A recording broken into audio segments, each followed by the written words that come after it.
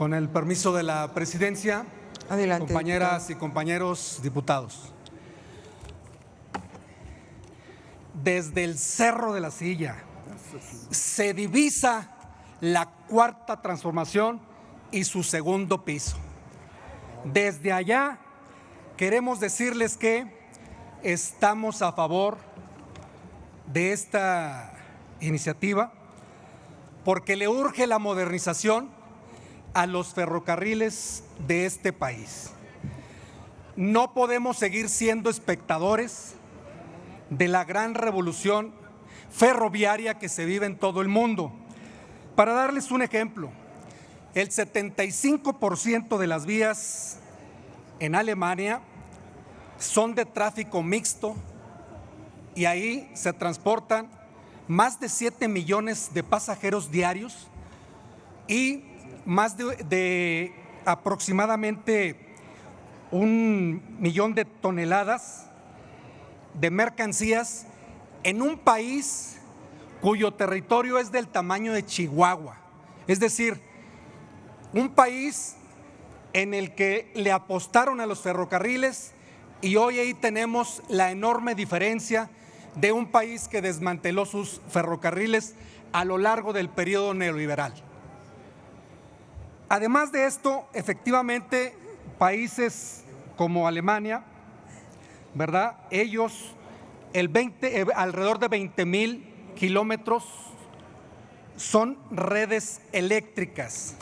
En China, la verdad es que es un gran fenómeno mundial, porque ellos no tenían trenes de alta velocidad a principios del siglo XXI.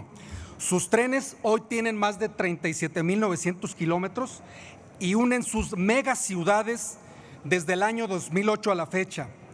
México, ¿por qué se quedó rezagado en todo este periodo neoliberal? Primero, hay que recordarnos, tenemos que tener historia.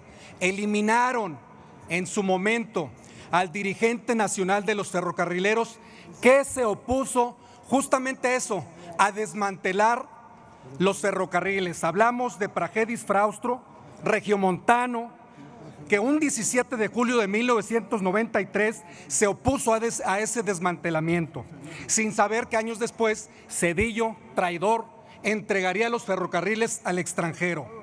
Además de esto, de este crimen de Estado que efectivamente fue sepultado y ocultado durante ese periodo negro de Carlos Salinas, hoy tenemos que recordar lo que ocurrió en su momento, pero además tenemos la gran oportunidad de recuperar los trenes de pasajeros con la propuesta que nos ha hecho la presidenta, la primer presidenta de México, Claudia Sheinbaum.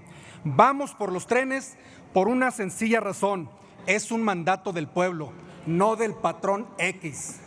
En 1882, ¿qué provocó que Monterrey se convirtiera en la capital industrial de México? Los ferrocarriles. ¿Qué habría pasado si en aquel entonces, 1882, o antes, cuando lo planeó el presidente Benito Juárez, qué habría pasado si el tren hubiera ido hacia el sur? Lo mismo, lo que hoy hizo el presidente Andrés Manuel: desarrollo, crecimiento. Hoy el sur está creciendo al 7%, mientras que el resto del país crecemos al 3%. ¿Producto de qué? De la llegada de los ferrocarriles a esa enorme y bella zona del sur del país. Con esto simplemente quiero decirles que lo que ocurrió en ese momento, y lo vamos a hacer con el dinero del pueblo por una simple razón: hoy el dinero ya no se lo roban los gobiernos al estilo PRIAN. Gracias, retiro la reserva.